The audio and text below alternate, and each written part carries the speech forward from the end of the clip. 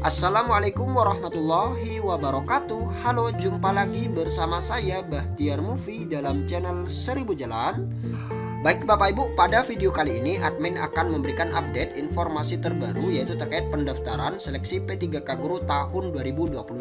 Nah, setelah dibuka untuk pendaftaran seleksi P3K 2022 pada 31 Oktober kemarin, ini banyak sekali pelamar yang mengakses portal sscsnbkn.go.id dan ada beberapa permasalahan-permasalahan yang dihadapi oleh pelamar, baik itu P1, P2, P3, dan P4. Nah, jadi bagi Bapak Ibu, simak terus video ini.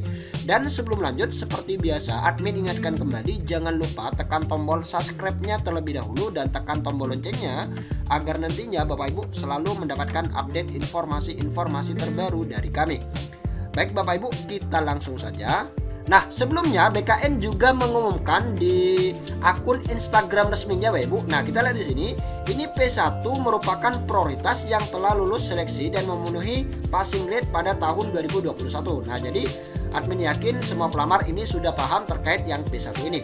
Kemudian yang kedua, P1 wajib konfirmasi ulang untuk mendapatkan formasi penempatan. Nah, jadi masing-masing pelamar yang masuk dalam prioritas 1 ini wajib melakukan konfirmasi ulang di akun SSCSN masing-masing. Kemudian yang berikutnya, apabila instansi yang bersangkutan tidak membuka formasi, maka P1 akan turun menjadi P2, P3 atau P4. Nah, jadi jika di instansi Bapak Ibu ini tidak membuka formasi, maka pelamar prioritas 1 ini akan turun menjadi P2 atau P3 atau P4. Ini disesuaikan dengan syarat dari masing-masing pelamar. Jika pelamar tersebut memiliki masa kerja di atas 3 tahun dan terdaftar di Dapodik sebagai guru honorer negeri, maka Bapak Ibu akan turun prioritas menjadi P3. Namun jika Bapak Ibu P1 yang berasal dari guru swasta, maka nantinya akan turun prioritas menjadi P4 atau pelamar umum. Nah, jadi seperti itu bagi Bapak Ibu yang di instansinya tidak membuka formasi. Kemudian bagi P2 dan P3 akan dilakukan observasi. Nah, ini nantinya akan dilakukan observasi terkait kompetensi, kinerja, kemudian background check dan lain sebagainya. Jadi seperti itu Bapak Ibu untuk P2 dan P3. Kemudian untuk pelamar P4 atau umum yang memilih formasi dilakukan setelah P2 dan P3 terpenuhi. Nah, jadi pelamar umum ini dilakukan setelah P2 dan P3 ini terpenuhi. Jadi seperti itu.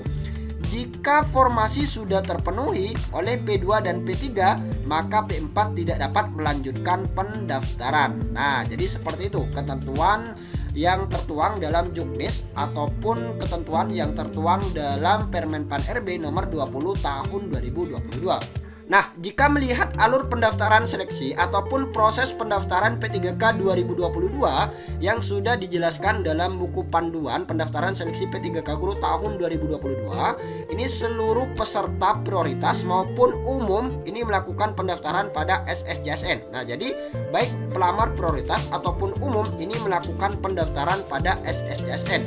Kemudian ketika Bapak Ibu melakukan pendaftaran, maka akan terintegrasi dengan data SSCSN, kemudian data di Dukcapil, di data kependudukan, kemudian filtering Dapodik. Nah, jadi saat ini sistem sedang filtering Dapodik ke portal sscsnbkn.go.id. Nah, selanjutnya jika Bapak Ibu sudah berhasil login, maka nantinya sistem akan menentukan prioritas. Nah, jadi nantinya sistem akan otomatis menentukan prioritas berapa ataupun pelamar umum. Nah, contohnya seperti ini Bapak Ibu. Ini prioritas 1, kemudian prioritas 2, prioritas 3 dan pelamar umum.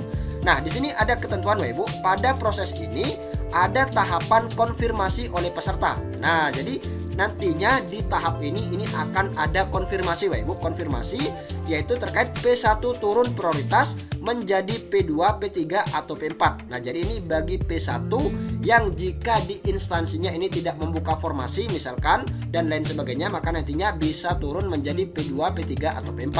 Kemudian ada juga P4 pelamar umum ini bisa naik menjadi P2. Kemudian P4 pelamar umum ini juga bisa naik menjadi P3. Nah, jadi nantinya Bapak Ibu melakukan konfirmasi di akun SSCSN masing-masing pelamar. Nah, selanjutnya yang diutamakan pertama kali ini adalah guru yang prioritas 1. Nah, jadi nantinya pelamar prioritas 1 ini akan mendapatkan penempatan sesuai dengan formasi yang ada. Kemudian, jika masih ada sisa formasi, maka akan berlanjut ke seleksi yang kedua, yaitu observasi bagi pelamar prioritas 2 dan pelamar prioritas 3. Nah, untuk pelamar prioritas 2 dan pelamar prioritas 3 ini ada seleksi administrasi Bapak Ibu. Ini dilakukan oleh instansi pemerintah daerah masing-masing, dan juga ada masa sangga dan jawab sangga bagi pelamar yang tidak lolos seleksi administrasi. Kemudian selanjutnya akan ada penyesuaian formasi dari Menpan RB. Nah, jadi ada penyesuaian formasi dari Menpan RB. Kemudian jika masih ada sisa formasi lagi, maka pelamar umum. Nah, jadi pelamar umum akan memilih sisa formasi dari P1, P2, dan P3. Nah, jadi seperti itu untuk alur ataupun proses pendaftaran seleksi P3K Guru tahun 2022. Nah, selanjutnya pelamar umum akan mengikuti ujian seleksi CAT UNBK. Nah, setelah peserta umum ataupun pelamar umum ini mengikuti ujian tes CAT UNBK, maka selanjutnya database nilai Kemendikbud seluruh nilai kompetensi P3K Guru P1, P2, P3, dan umum.